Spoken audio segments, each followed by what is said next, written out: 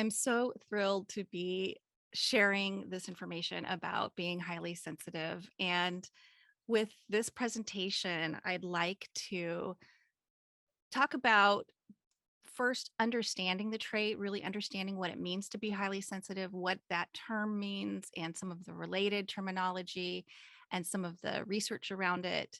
And then move into, with that core understanding, move into what some challenges are that are common and typical that I see in my own experience and I see with my clients, and what some flower essence, some ideas for flower essences. I'm not going to go too deep into the flower essences, but give you some lists to work with and to learn more about and be inspired by.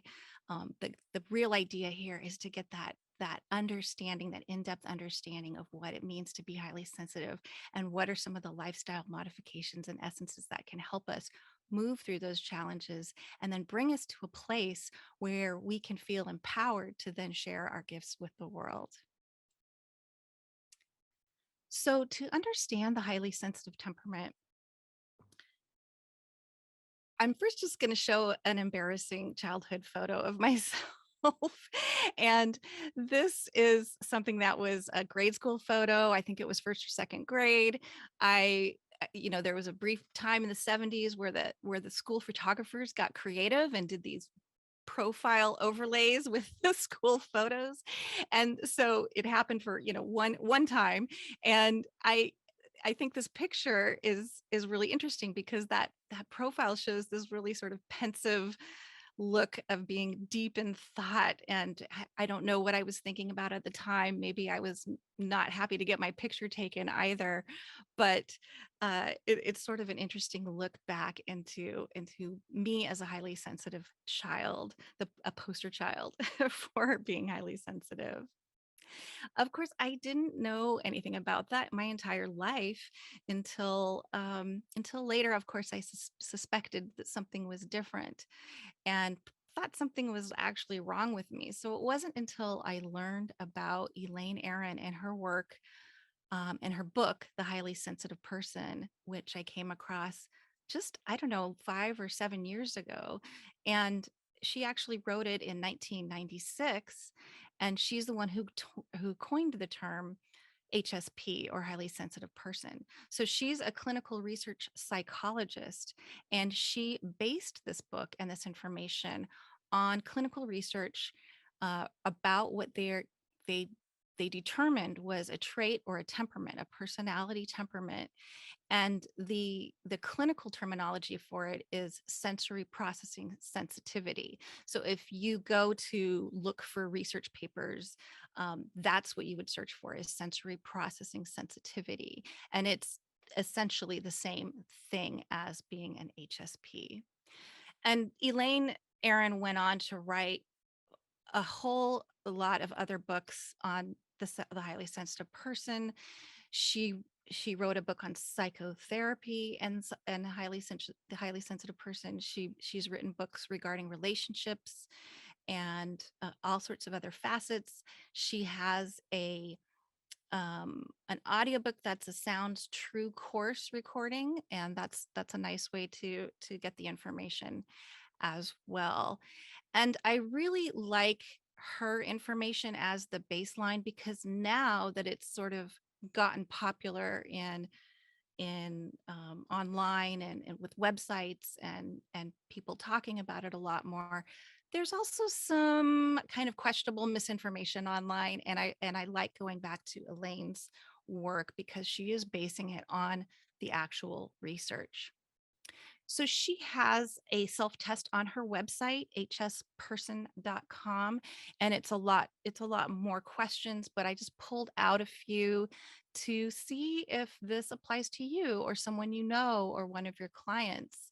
And some of these key features or characteristics of being highly sensitive or having sensory processing sensitivity is, of course, being overwhelmed by strong sensory input. And those are things like bright lights and scents and loud noises or chaotic scenes. Not only being overwhelmed by the strong sensory input, but being really aware of subtle sensory input in the environment around us. Another big one is being affected by other people's moods. And all of this overwhelm can make the nervous system feel really frazzled and feeling like you need to get away from it, or go into a dark room and into a quiet place. And a lot of times this is thought to be shyness, especially for young children. I know that people called me shy when I was young, and I never understood that. I never really resonated with it. I was quiet in the fact that I would really look and listen to my surroundings before talking or or taking action.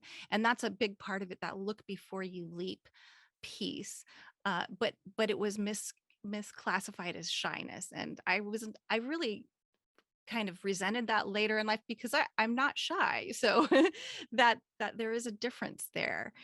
And of course, the sensitivity, having this both this awareness of all of the sensory input, both on a um, the negative parts, but there's also positive parts of that, and that's being deeply moved by arts and music, and in noticing and enjoying the just delicate and fine scents or foods or sounds and works of art. And I know for me, I love music and can really, I'm not a musician, but I know that there's certain notes that just move me, and certain combinations of notes that I really love. And I ask my musician husband, what's that note? Because I really like it in the song. And maybe that's something that's speaking to me. um, and being conscientious is a really interesting facet of this. So that goes along with the empathy and feeling what others feel, and not wanting to harm or hurt other people or make mistakes or forget things. Um, Getting rattled when there's a lot to do in a short amount of time, and just a lot of things happening. Our nervous systems are busy trying to process so much at once all the time, that when you add more stress to that, whenever you add more stress to that, it it it it makes overwhelm come that much faster. So she takes these characteristics and kind of groups them. And what she does is she has an acronym called DOES, and it's characterized by four main things. And that's depth of processing. So that's a very key indicator. So that's really, aside from this being sensitive to subtleties and stimuli, it's being able to really think deeply and reflect, that look before you leap that I was talking about. Of course, overstimulation is the downside of being highly sensitive, and it's because of having that highly tuned nervous system. Emotional responsiveness and empathy. So we feel higher highs and lower lows. We really experience emotions, strong emotions, both positive and negative. And then we have that high level of empathy. So that's the E part of her acronym. And of course, the subtleties and stimuli that I mentioned. So I don't know if any of you are relating to this at this point, but I know for me, as soon as I read her self quiz, I was, like, hey, oh my gosh, wow, that's me. And oh my gosh, this is a thing. I thought that I was crazy. But I also wanted to talk about the term empath, because we use that term a lot interchangeably, especially in this conference. We have this over umbrella term. We say sensitives to just kind of include all of that. Um, Empath is a little less well defined, and so it's a little harder to say. There's disagreement on what it means. Judith Orloff, who wrote the Empath Survival Guide, talks about it in language that is very similar to the highly sensitive person, the Elaine Aron's definitions, and the quiz on that website is very similar as well. But I think it focuses a little bit more on the energy aspect of of being empathic and having that emotional sensitivity. Carla McLaren, who wrote The Language of Emotions and has written a lot on the emotion of empathy and talks about what empathy is, basically says everybody's an empath. So it's a little bit of semantics here. And then she terms it hyper empath for people who have a little bit more of that than others.